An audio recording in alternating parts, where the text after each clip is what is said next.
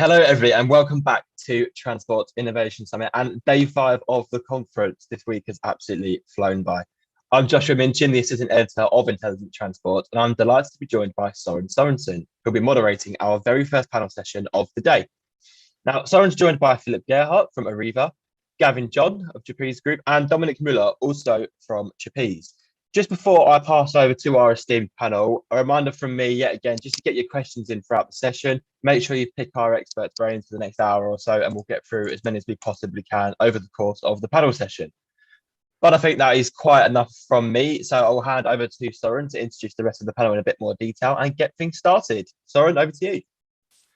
Okay, thanks. And hello from Copenhagen, Denmark. I'm Søren Sørensen, and I'm an independent consultant within the field of smart mobility. If you're interested, you can see my credentials in the speakers list, the conference platform, and that's it. I have the pleasure to moderate this panel discussion on next generation routing and scheduling for a better bus sector. So the panel that has been introduced will explore the technologies, the approaches, and the techniques that are changing bus routing and scheduling, and how these can result in a more efficient, reliable service and improved passenger experience. We really have to give the operators the tools to be more dynamic with services in an ever-changing world, and creating new services that are scalable based on demand or even change of demands. And also considering the additional requirements that we are seeing these years when we're introducing new form of energy, such as electricity, to the buses. And I'm quite sure that the panelists will have some surprises in both for me and you. But again, please help us make this session lively by asking questions throughout the conference or through the conference platform. And we will pick those questions up and get as many answered as at all possible. So without further ado, let's start with the operator perspective, I guess, from Arriva London. So Philip, over to you. Hi, good morning, everybody. And I'd say welcome from London, what is a slightly grey London this morning. So those who don't know me, I'm Philip Gerhardt, or Phil Gerhardt. I'm the head of route performance for Arriva London. So my responsibility is on-road performance for pretty much all of our 100 routes around London, operate under contract for TfL, in addition to the customer service department and various other bits and pieces, including rail replacement. And one of my personal interests, in addition to my day job, and some of the bits and pieces that I regularly get involved in as part of the kind of Arriva project, is scheduling, future schedule systems, dynamic scheduling, which is convenient because that's what we're here to discuss today, and largely the future and digitization of transport. So it's one of my personal interests as well, and it's something that is probably very close to my heart as well, which is very good considering I work in transport. So for me, over the last couple of years, it's been incredibly important that operators have been able to respond in what is essentially now real time. And I've talked on previous sessions here through Intelligent Transport, where I've kind of got this idea that COVID and kind of various intrusions into the market have made it change. We as operators are now expected to respond to it pretty quickly in a more dynamic manner. The ebbs and flows of those customers who use our services has changed over the years. As the people who use them and the way they use them has changed completely. And the idea of big bus services and the way that we've operated them previously is still relevant, but it's had to move on. And there's plenty of examples in the market there where operators have done that, including Arriva. So now, as we look to the future, in terms of kind of the bus partnerships and the kind of changing nature of PTAs in many ways, not just within the UK but across Europe, we're looking at a kind of market now where the people who expect us to provide services, and even in the commercial world, expect them to be in a lot more fluid kind of terms. So that leads me on to kind of how I'm going to tee up today, and we've had a bit of deliberation how to do this, but one of the ideas we thought about would be a really good start to this session would be a look as if we were transported. I said 10 years, but let's say go 10, but it could be 20.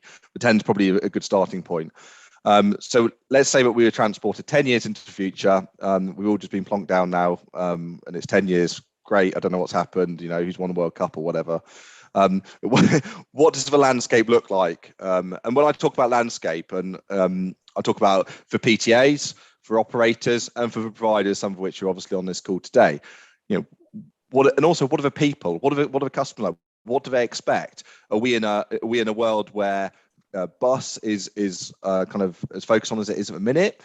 E-scooters, kind of mobility as a service as a whole, where do we sit with that? And how has scheduling responded to that? And what have operators needed? And how have they responded? And how have the providers kind of responded to the demands of both the operators and I guess the PTAs and the communities who use those services? So I guess that kind of tees up the start of this session. And I'll hand over to, I can't remember who's next, but I'll hand over to somebody else. Yeah. Hi. Sorry. Yes. No, thanks, Phil, for that. Yeah. Good morning, everybody. I'm live in South Wales in quite a sunny day today. But yeah, I just want to reiterate what Phil is saying. Before I do that, I want to introduce myself as Gavin John, the product manager for UK and Northern Europe. So my background is purely scheduling. I'm from the industry, worked in the industry for over 20 years, worked my way throughout the ranks. So I'm quite fortunate to be in a position in the software company that has been through the pain that everybody else has probably been through. So that aside, being in this kind of European position, I've got the privilege to see a lot of bus companies. And when I say a lot, I mean hundreds of individual bus companies, customers, and identify their own internal challenges as well. We have the norm. Let's say we have the ridership, which we know is going down. We're trying to revamp that up. I'm not going to mention the C word. Obviously, that hit us hard. And of course, we got the air quality and we got the net zero carb goals. So this is where the government is coming up with all these initiatives. And what I'm seeing at the minute is that the pressure the operator is now under to achieve all these initiatives that has come from third-party areas like the government and like all these policies that people want. But don't get me wrong, there are opportunities as well. So we're looking at a multimodal transportation society. Phil mentioned there about the electric scooters. So I spoke to my 16-year-old daughter and I told her, how would you like to go to school in the next 10 years? And she said, well, I would love to go from the house on an electric scooter to a bus stop, on an electric vehicle, then go to my school and pick up another scooter and then get me into school quite nicely there. And I said, yeah, that's quite a good idea, actually. Then we went to another level. How would you like to pay for it? Well, of course, on an app. That goes without saying. And then from there as well, she talked about things like if I want to go somewhere else or let the app tell me what is the nearest event. So we are talking about a lot of new ideas coming into the mix now. Again, that poses more issues for the operator who needs to cover all these transportation models in there. So how we as a provider for the industry, a software provider for the industry, help our current customers. So as a product manager, I have the ability to flex and mold products for the industry, for our customers. I do not do that alone. That's the biggest thing that we've taken away at Trapeze, that we are able to use our current technology, our future technology with customers. This has been given, and this has given us the ability to think 5 or 10 years ahead, like Phil mentioned there, on what's going to come next. We constantly keep our eyes open on new transportation models, not just in Europe. We use our full global capacity as a Modaxo brand, as a Modaxo family, to see what's happening in Australia and in Asia and North America. These are areas of the world that have mass transportation policies and structures, and they are changing as well. So hopefully we can bring and mold that over. And we talk about then the big part of what kind of technology plays here. It's not just dynamic scheduling. Over the course of the last 20 years as a scheduler, I was always taught to schedule to efficiencies. Now the schedulers these days are data experts. They got to send this data out. It's everybody and their dog wants this scheduling data for real time, for apps, for government departments, anything. So I see in that role of a scheduler being quite different now to when I first started. So provide a new solution. We want to be able to adapt. As Phil mentioned there is two things that are really transparent in the world of operators at the moment, and it's range anxiety when it comes to electric mobility. And Dominic, my colleague, will discuss that. And it's the response. So what are the solutions in the market right now that gives Phil, for instance, that internal response rate, something that can be done on the day very quickly, again, based on his internal and external pressures. Then I also like to talk about a catchphrase that we use, and it's not just a catchphrase, by the industry for the industry. Again, very important that when we produce these solutions and products moving forward, we have special interest groups, user journey mapping sessions. We talk to absolutely everybody on a European and global scale to ensure that when we design products moving forward for the transportation industry, it actually something that you want to buy and is something that is useful for you. And more importantly as well, with modular adoption and cloud technology, as we go further and as another external factors come and start hitting the operators, we are able to modularize new compartments into these software solutions for our customers moving forward. So that's it kind of for me at the moment. I will like to pass you over to my colleague, Dominic, who will introduce himself, and I'll be interested to take some questions from you all regarding the landscape of the modern transportation world. Thank you. Well, hello. I take you virtually to Switzerland, where it's unfortunately also gray outside. I'm Dominic Müller. I'm a product manager at Trapeze for fixed route systems for fixed route scheduled public transport. And now, if you're wondering why I would participate in a discussion about planning and scheduling, there are actually two reasons. First of all, good planning is an important precondition for providing a good service. And secondly, planning works better if there is a feedback from the ITCS to the planning system. In the last few years, I have focused primarily on electrification. And I think I have a few points to make that are in this area. It's maybe not 10 years in the future, it's rather what is happening right now. Let me illustrate why I think that also the real-time aspects have an impact on planning by looking now at electrification. If with the introduction of electric buses, planning becomes even more important. Vehicles have a limited range. That's what Gavin just talked about. This range varies day by day because of two reasons, actually. If we look at the ancillary consumers, mainly heating, ventilation, air conditioning, their energy consumption depends primarily on the ambient temperature. If we look at the traction, it depends, of course, on the topography. This is very stable. It's the same day every day. But it depends also on occupation, which leads to a heavier weight of the vehicle. It depends on traffic flow and other factors that are more variable.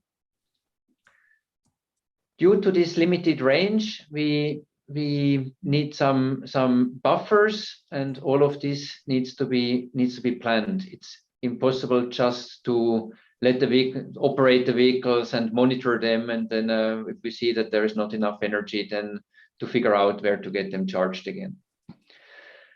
The second factor that is really important to look at when dealing with electric vehicles is the charging strategy.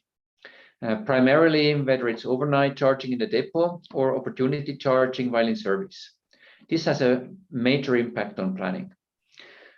For charging at the depot, at least today, the blocks have to be shorter than if you run with diesel buses.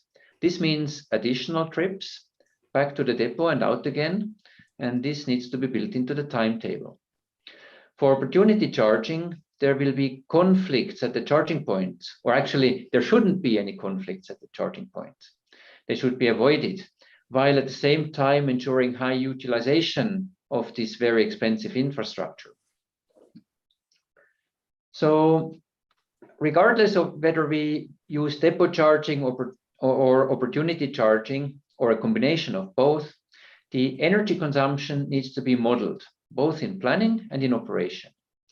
So these factors I was talking about, they need to be taken into account when modeling the energy consumption.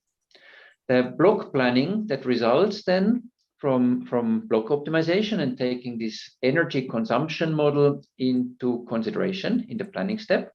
This block planning needs to be reliable so that vehicles do not run out of energy, needs to be robust so that the normal fluctuations in energy consumption can be tolerated.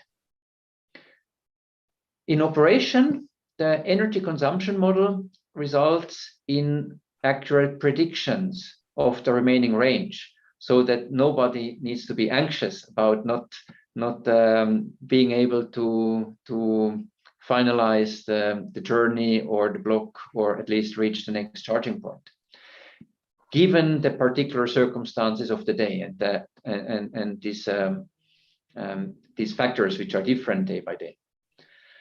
The data to feed these models must build on historic energy consumption, on data that is collected during the ongoing operation. And this data, of course, needs to be fed back then also into the planning system to be taken into account there. As a side note, I strongly believe that opportunity charging will become more important, even as battery technology evolves. Today, we already see a mix of both, but I would say it's about 2/3, even 3/4 could be depot charging, 1/3 opportunity charging. But I believe that opportunity charging really has its merits. Consider that the traction battery is the single most important and costly element of an electric bus, and depot charging means larger batteries. A large battery for depot charging is heavier. This means that the chassis is burdened more energy is consumed for preconditioning and acceleration. Then the large battery means that the environmental benefit of electrification is smaller. It takes more resources to produce, and recycling remains an unresolved problem. Also, the energy drawn from the power grid is much more unbalanced, both geographically and in time. Geographically means that in the depot, then it needs to be really close to a substation to get this power available. And there will be demand peaks. These are unavoidable. And as long as the blocks remain shorter than for diesel buses, depot charging means decreased productivity. All these empty trips to go back to depot to get the charge and go out again, which results in higher OPEX. You need to pay the driver, you need to have more vehicles to provide the same service. And depot charging also therefore means an increase in fleet size, which requires more space in the depots or even more depots. Opportunity charging, on the other hand, addresses these problems, but at the expense of operational complexity. And this is where I now come back to this link where planning and operations control must work together. This is my introduction and my field of expertise. So back to you, Søren. Okay, cool. Thanks for a rather fluent set of introductions from all of you guys. So now it's just a matter of where to dive in, because there's several interesting subjects here. I would think I would like to go back to Phil, the operator perspective, because when we're talking about scheduling, is scheduling still just, I'm not saying just, but a isolated discipline still in this world, or a semi-static thing, or are we going to see some differences? I think some mention on mobility as a service, the introduction of the DRTs, Ghost is coming and haunt us, that people really don't want schedules, they just want transport when they need it. What can the scheduling business deliver of solution, or are we just happy as it is? Anyone? Yeah, I'll come in then. Yeah. So it's kind of 2 points I pulled out of that, and I've been writing notes throughout this, so apologies, which is why I've been looking, just so I've captured it all. But in terms of kind of this scheduling of the future, and I mean, those on the call who are listening to this who are from an operator's background will know that sometimes in the past, scheduling's been around as a bit of a dark art, and a very small kind of group of people who are very technically expertised, who would kind of have a lot of control and view on things, and that in many places is still the way things are done, and there's absolutely nothing wrong with that. However, as we are now 10 years in the future, remember, as we've moved to the future, we are in a situation where kind of rolling off kind of standard kind of schedules in a kind of regular, kind of disciplined kind of legacy manner is not going to be fit for the future, particularly as we talked about this mass kind of development as well.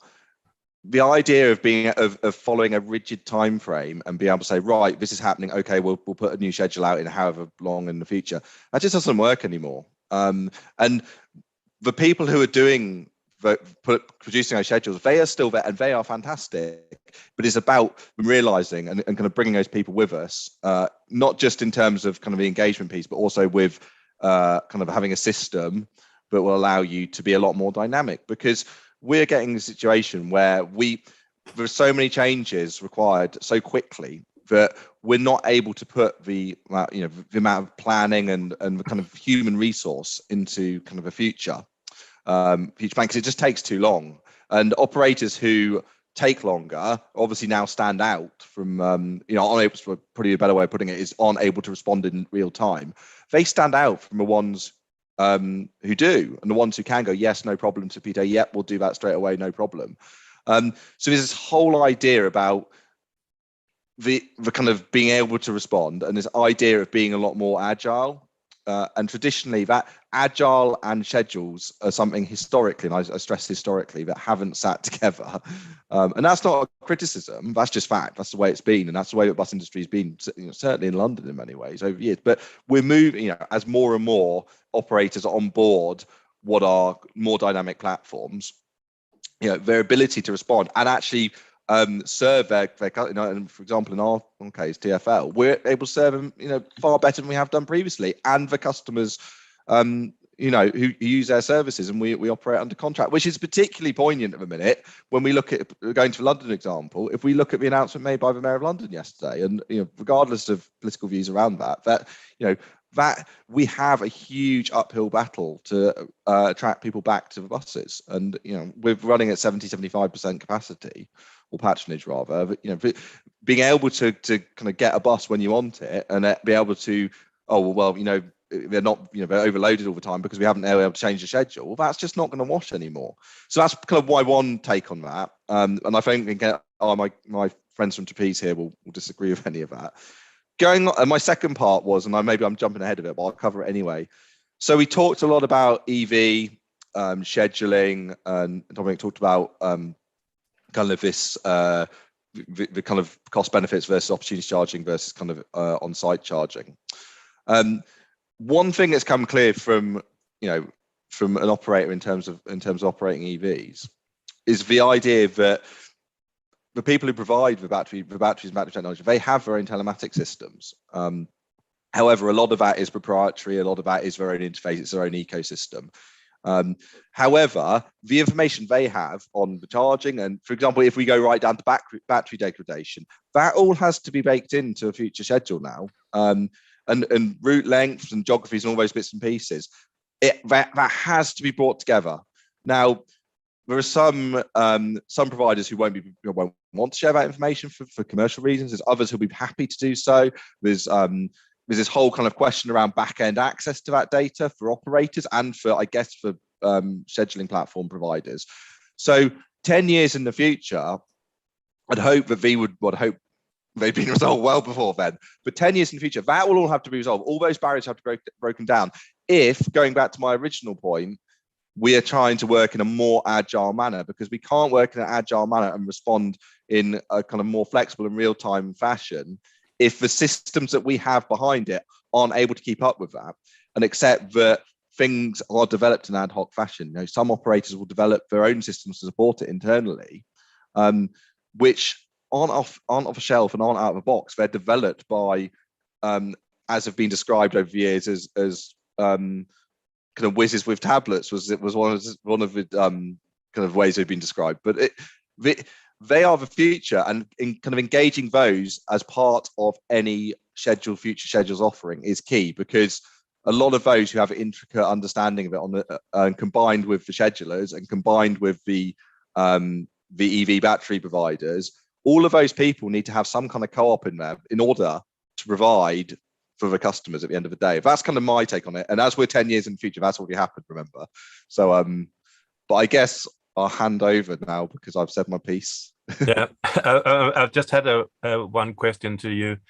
All right. You mentioned that the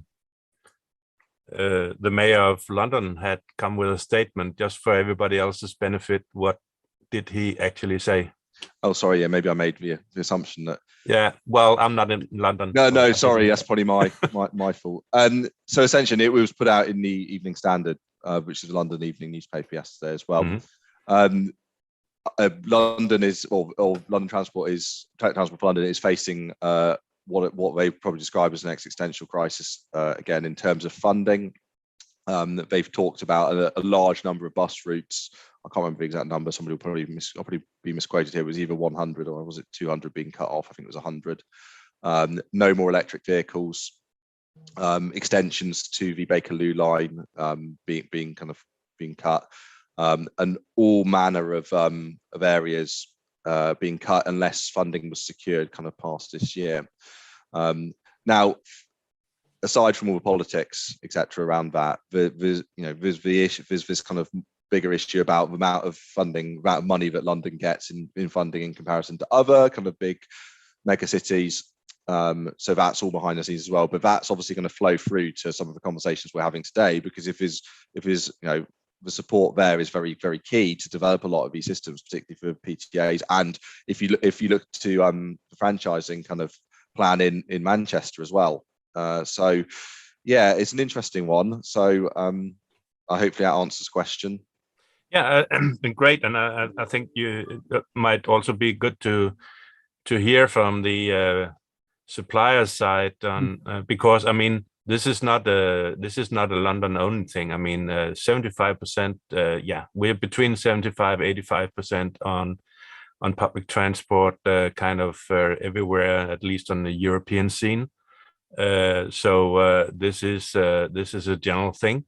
So the question then is, of course, how can scheduling help adapt to the new situation, because that new situation is going to be here for a while. Yeah. I'd love to butt in here if you don't mind. There's two sides to this, and I'm quite, I wouldn't say disappointed. Of course, we've all been through, I'm not going to mention the C word, we've all been through what we've been through.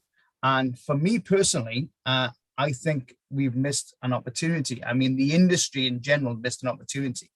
We have colossal driver shortages. We still have outside of London, the over 56-day rule for registration changes and all these things, which are, been in for decades. So going back to that, if you were an operator, they are not being able to be agile and respond. A lot of operators, I can't name many at the moment, but they've gone back to like the good old days, how we used to run the services before the pandemic. And as you mentioned, it's gone. Patronage is gone and ridership is gone. So now it's time to just evolve a little bit in here. The technology is there. We've got the solution for a day-to-day response. We've got everything we need. However, just from the top down, from DFT down, for instance, let's say, just not being able to apply that because it's still a rigid business case and rigid framework at the moment. And of course, when it comes to things like electric vehicles, the other flip side to this as well is switching it on, is having these solutions ready, an end-to-end solution. Let's imagine having an end-to-end. Someone like Phil will receive a tender or a requirement from TfL. It'll go to the system right through on a kind of automated process, but you would still need, and this is what's important, you would still need that aspect, not a dark art person, but somebody who understands what's coming out of the system. For instance, I've seen many schedulers, good and bad, reduce an operation down to rubble because it's just not understanding the information coming through. And you mentioned there, Phil, there's a question about current labour agreements that fit a demand response schedule. I'm in favour for this, and I've seen a lot of flexi routes and demand response routes come in. But demand scheduling for me and for Trapeze is something where you can take a fixed route. You have cul-de-sacs along this route, you have dog legs, you have hospital reroutes in there. The DR flex route on that will be able to streamline your services, keep the main corridors going. And if you've got a demand to go around the cul-de-sac or in a different area, using an app, of course, that notifies the driver in real time, then that's where the actual bus can go from there. That to me is kind of dynamic scheduling as we go forward. And of course, we need to think about the operators, the absolute scraping the barrel for drivers as well. It would be nice to see at this moment, and we can do it, no doubt about it, reduce the actual size of the services that we offer to fit the drivers and the mold and build back up from there. It's a great solution to be in. It really is, if it's taken the right course. Okay, Dominic, any thoughts? Yes, well, when I was listening to Phil, I was wondering, do you think that the route-based system with stops and the concept of vehicles on a particular route, visiting these stops in a defined order, whether you see this vanish in 10, 20 years' time? But I think not, because a public transport system is something hierarchical. I mean, if you look at London, it would not work without the tube, which is fixed route by definition because it's in tunnels. And also, if you go to the surface, there are somehow corridors where people organize their lives around because they know that there is a public transport system that works along these corridors, right? So in my mind, on-demand transportation is always, it's for extending the reach of a public transport system. Whereas for the main services, I really could not imagine that we get into a fully flexible mode, not 10 years, not 20 years in the future. How do you see that, Phil? Wow, you're laying down the gauntlet for me here. So in answer to your question about fixed stops, I mean, it's an interesting one, isn't it? I think you're always going to have some element of core routes. And will the kind of periphery routes around those have a more of a hail and, well, there's different views about hail and ride, aren't there, as well? Some people think it's brilliant and some people think it's absolutely awful and we need to get rid of it. And I think it'll be a reimagination of that, because I think in terms of peripheries, because I think that if we don't respond to it, then others will, and you only need to look at it with even when city mappers foray into their own bus route, which used the gaps in the areas served out in East London, didn't it? I mean, I know it wasn't particularly successful, but that was, people will try new things. So I think my point there is that things will have to change, particularly in the suburbs of cities, and potentially out in the regions as well. But I still think you have core routes. I still think that people want to get on a Route 29 from Wood Green, and I still think they want to go to Trafalgar, well, maybe not always to Trafalgar Square, but there'll be people who will be demanding for that, and particularly around the out of hours stuff as well. And I still think PTAs will provide that. Will they be at the same frequency they are now, and will they follow the same routes? Probably not. Will there be more sharing? Yes. You only need to look at how with the mini spec situation in London at the minute, where they're kind of pooling overlapping routes and stuff. I think there'll be more of that. But this idea about not having fixed stops at all, I just don't think, well, we're 10 years in the future, so if we're back in 10 years, we'll probably proven wrong, but I can't see that happening. And I think there is this idea of nodal points as well. I think data points as well. How can you not have stops, but yet glean any kind of worthwhile and workable data to help inform a very transport system that you want to improve. If you don't have those points, I mean, yes, you could probably do it over the course of a route and in a more DRT methodology. But I think when you're looking at megacities, I think you're always going to have that. And I think in terms of a great example is of the switching routes on and off when you need them, of the routes in London, which are to support the night tube. And so they only run on Friday and Saturday, and they haven't been running since, I believe, the start of 20, I can't remember off the top of my head, the start of 2019 when 2020, apologies, start of COVID when the lockdown in the UK. And I think there'll be more like that. And I think as people start to change where they kind of socialize and where they go out, and you've even seen that in London. In part, areas where we would expect them to be busy, they're not as busy as they used to be. But we've got other parts which will never be. So this idea of being able to respond in real time comes back to that. So, but I still think you'll have core routes and you'll need those stops. But just before I hand over, one thing that I did pick up and was going to mention as well, because I feel like I maybe came across too much. Oh yes, it's all about systems, not about people, because I wanted to make it clear it's not that as well, because the people are incredibly important. And one thing that operators who are successful, or what I deem as a successful operator, is an operator who manages to bridge that divide between the commercial and the operation, and has somebody or group of people or a subject matter expert who is able to look at the route objectively, but down to the nth level of detail, the minutes here, the minutes there, the 30 seconds around it to support any live systems you've got, because that taking that more qualitative methodology and supporting the quantitative stuff, we can't. And this is, I don't think anybody will argue this, or maybe I will, I don't know, but you can't take that away from it, or else you will. And I've forgotten who said, but they talked about taking a schedule down to rubble or whatever it was. That's what will happen. It's about making sure that you've got that kind of element. So I just wanted to clarify that, because on reflection, it may have sounded like I just wanted a team of robots working for me. No, I second that, Phil. It's something well close to my kind of heart, because I've been taught by the Dark Art himself, the Dark Lord, let's say, how to schedule, and you need that element. So we are trying to provide solutions that are easy to follow, easy to use, and again, very robust and very agile. So if you are a network planner, a scheduler, it's all in one solution. The interface, the interaction between the both is seamless. So if you are a network planner, you plan in. If you are even what I've seen so far, you've got separate schedulers that schedule vehicles. If you've got 10,000 plus fleet, then you've got a schedule himself, and he schedules duties for drivers, and you have all these different stages. So the system all in one place is the key that we are trying to do there. And of course, the interlinking. So when changes happen in-house, internally, it's the most important part is how do you get that to customers? This is where the agile comes into it. More and more people now have got apps, they've got technology, they're paying things on their phone.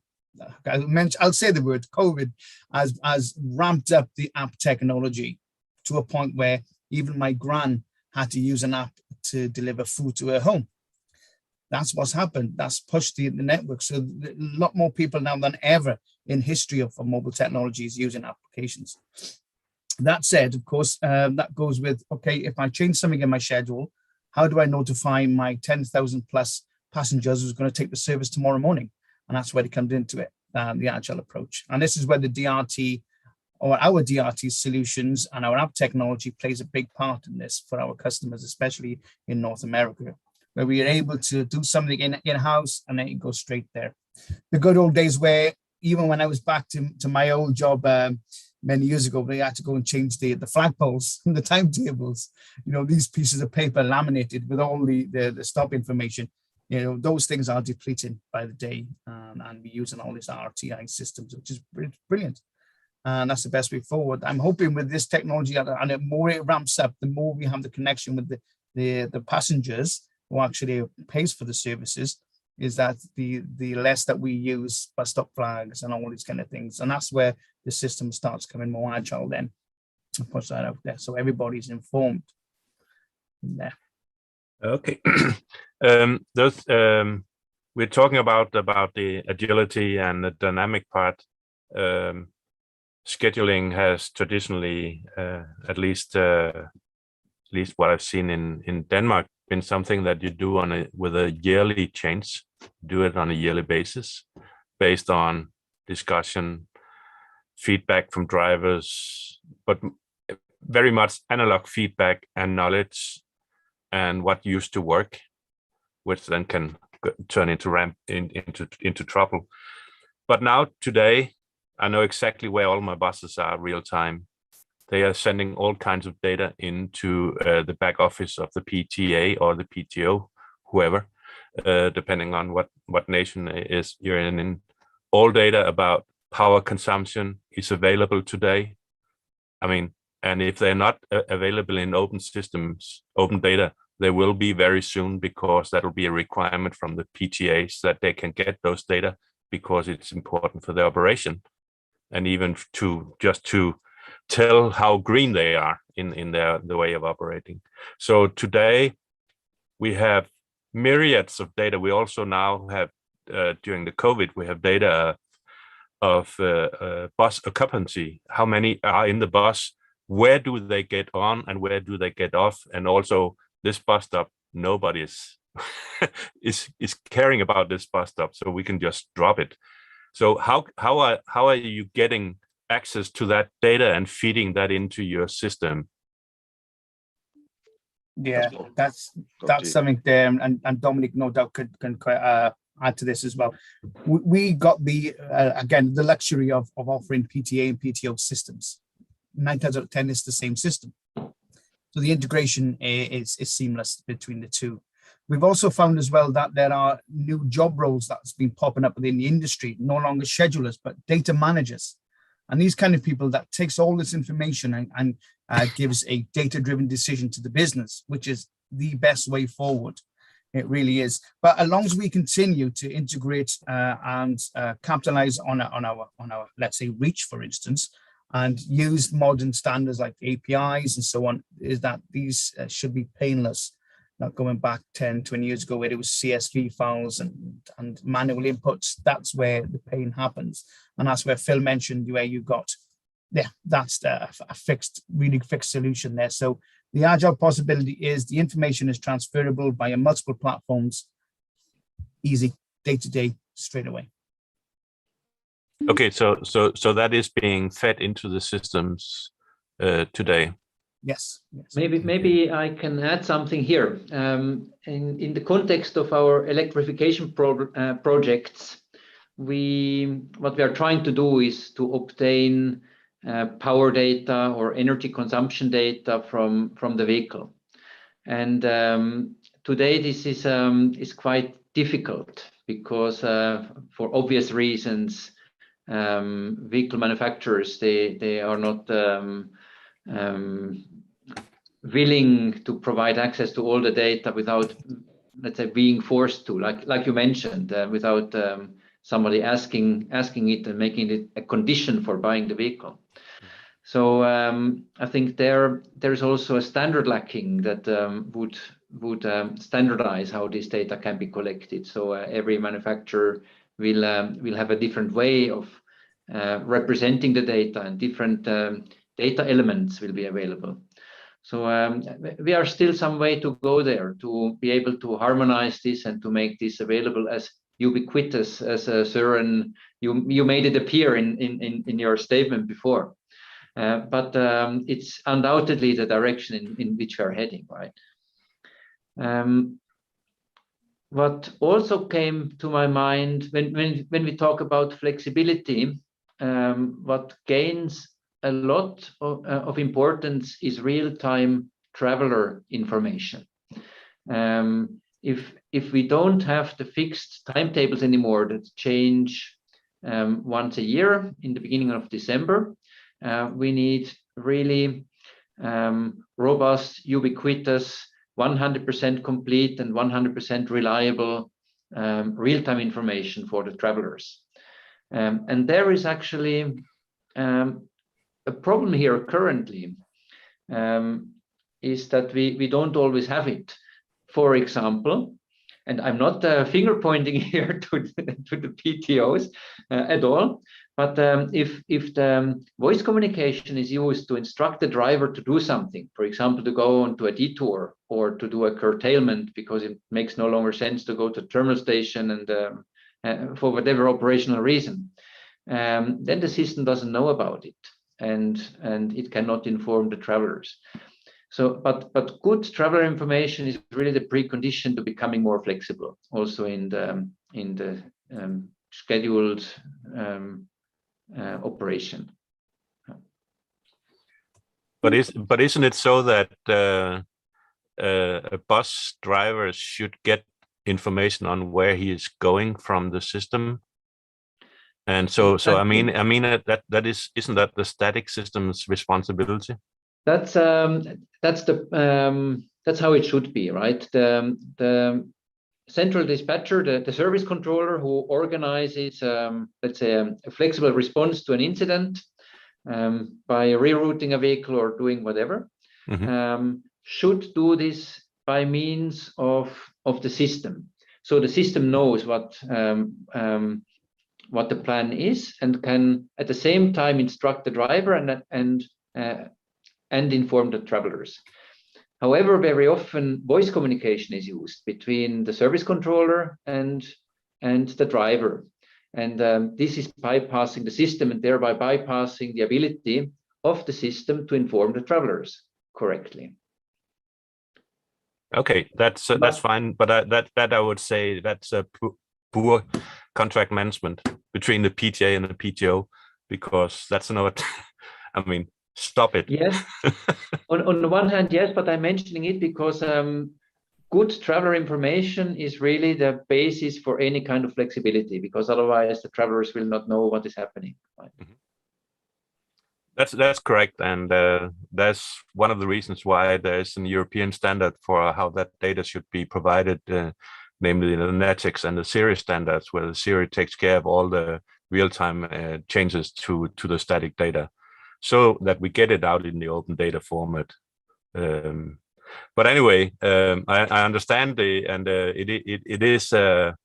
is an issue. The beauty about the real-time systems that is that it is the bus who is communicating or telling the world where it actually is. So you can actually see that the bus is making a detour from a real-time system if you have that information available on your app. So there are solutions available, and maybe we'll see them in 10 years' time. So, yeah. Any rate, what else do we need to dive into? There was. Did we answer the questions? I think we answered one on the labor arrangement. That was. I don't think we have got more questions from the audience. So the coming a little bit back to the COVID changing. What can we more do here? I mean, next year around Christmas, I think we'll have the same situation as we have now. That the whole thing goes up in smoke again. That's a big risk. So how do we learn to live in not a post-COVID world, but during a post-COVID era, or during a COVID era? I guess that's what it is. No, yeah, that's a really good question, and I hope it improves. I really do for the industry itself. Just over a year ago, our Prime Minister said, "Do not use public transport," and he said it nearly every single day for a month. That is going to take years to rectify, as you can imagine. And he had to do it, of course. We all knew the position we were in. Just over a year ago, it was awful. But yeah, I would think technology plays a big part, absolutely. But at the same time, then it's just the willingness of these operators to just go think outside the box a bit. And then above the operators, it's the governments, it's the DFTs, it's all these legal requirements. I'm hoping that could push the boundary a little bit, just so the bus industry can cope with the levels of drivers that they don't have, and with the ridership down. Just remold a kind of era, just like deregulation when that happened in the 80s. That was something in the UK that sparked, and that went really well. What I've heard and written and seen, and of course now we're at the point now where we need to have another burst of that in the industry. So I'm hoping, that we as a technology provider can have the solutions ready for anybody to go down that rabbit hole, let's say, and pop up the other end. I'll come in on some of this. I think it's an interesting point, because I was something I wrote down at the start of this was, and before we even started today actually, was this whole idea of saying the C word while saying it, COVID, but the whole we're largely governed by what policies a government sets, I guess. But assuming that things continue as they are, and I don't know, we don't enter any active do not use public transport again, the companies that were most successful during COVID were the ones who were more in the gig economy.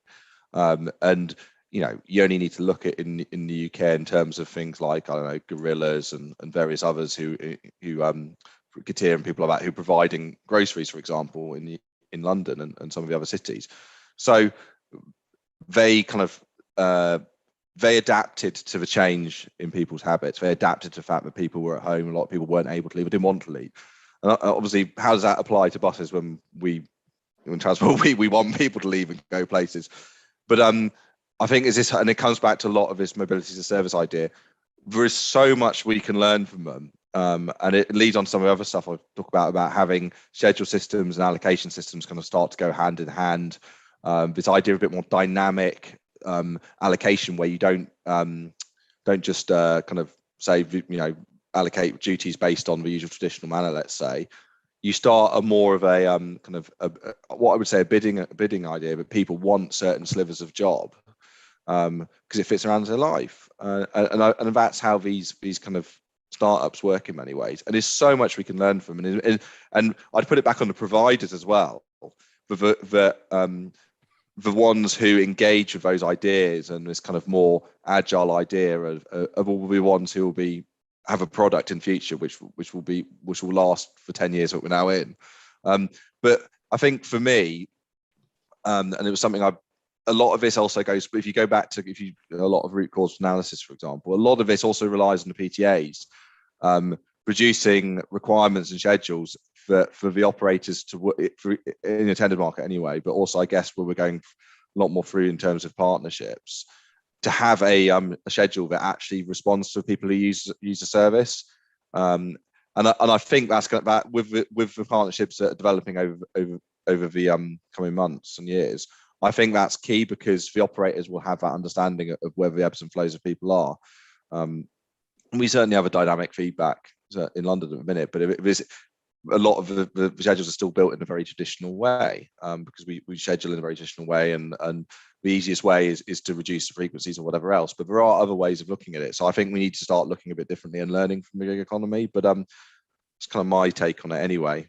And I'll probably hand over to the provider colleague to be friends on this call to come back on that. Yeah, definitely there, Phil. Yeah, it goes without saying, we've got to have that solution in place. We really have, and it does start in different areas. So I just go back to the actual schedule itself and the dynamic scheduling aspect of it.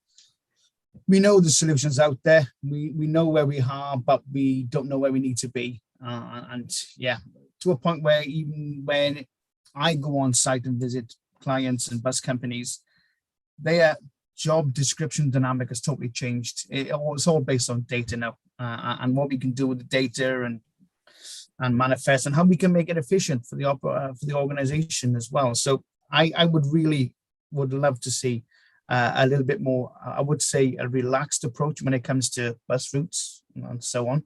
So it gives the operator a little bit more control of and the operator understands the issues that he's or she is in, the drivers, the operator, the network, and just giving them a little bit more control to just recover better or quicker. That's my hopefully understanding. I hope I'll see that. Yeah, but it is amazing with that all that data that is becoming available. I mean, now everybody that doesn't need to be a planner can go and see how much space is available in the bus that's driving next to you. So it's quite visible to people how the bus transport is running and how it's being used. It's for everybody to see, not only physically but now also digitally, and I think we really need to take advantage of that. I had one thing on the on some of the statements, Dominic, on the EV, that you think that it's going to be more expensive, you need more buses and stuff.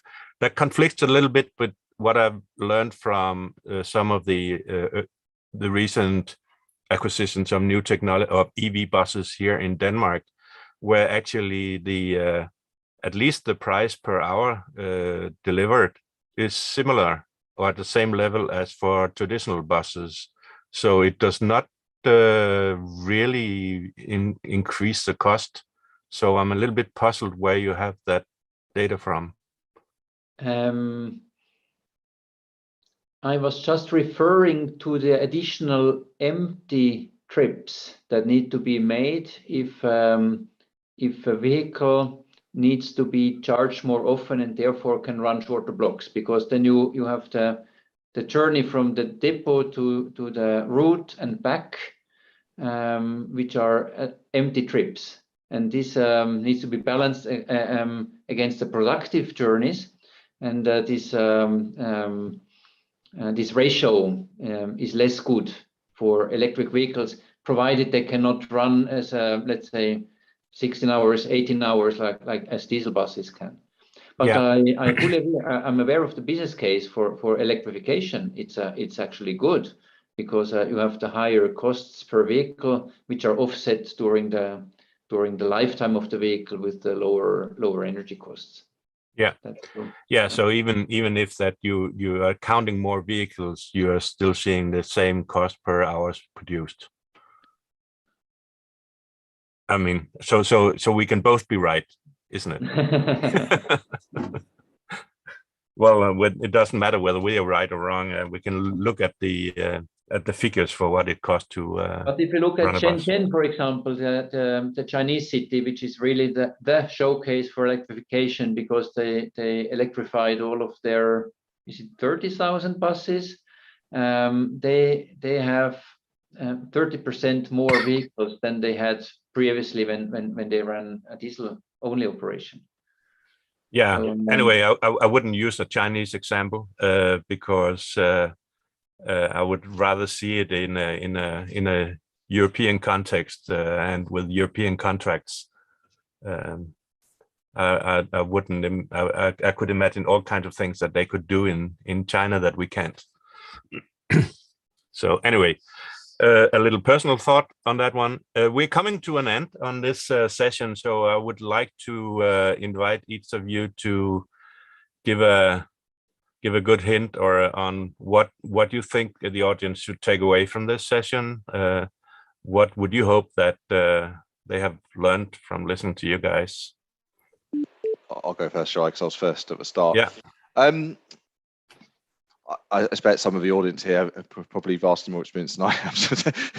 But I suppose, if nothing else, just this idea that that many people and operators have that kind of vision and kind of maturity to look beyond some of the more traditional ways of working at the minute, and also that there are in every operator, well, certainly within us, there's always a group of people who have the technical know-how and ability to look at things differently, and if the platform does not provide what's required for our operation, we'll just go and make it ourselves. So that's probably my parting thought on it, and I'll hand over. Yeah, thanks, Phil. Kind of my disclosure is, or end closure would be, we're all in this together. you are our customers. We support the operators and the transportation industry, and we want to be pushed as anyone else. And we want to see this agile. We want to see everybody get to a much better place than where we are now. And we have the technology ready and waiting. And we encourage all operators to speak to any software solution that provided in the industry and push, because you'll be surprised. It's no longer a customer relationship, it's a partnership. We treat our customers as partners because it builds our business as well as theirs. So I encourage that more interaction as we go along. Dominic? Well, from my perspective, it's maybe just that planning and real-time operation need to work more closely together than in the past. Okay, and I think we'll let that hang there. That's a good note to end this exciting panel discussions on. And thank you very much, all of you guys, and back to the organizers. And thank you from me from this time. Thank you so much, Soren, and thank you to our brilliant panelists for such an excellent discussion. Really, really interesting, some fascinating contributions. And thanks again to Soren for moderating the discussion so well. Don't forget, you can continue the discussion on our event platform by connecting with your fellow attendees. You can chat and even schedule meetings with your connections by searching for them in the attendees tab at the top of your screen. Should be just above my head somewhere. That's it from me. We'll be back in 15 minutes time with a short presentation from MOVEit, and I'll be back on your screens at 12:30 p.m. UK time with our next panel session of the day. But for now, please join me in thanking our panelists and Soren once again, and I'll see you very soon. Bye-bye.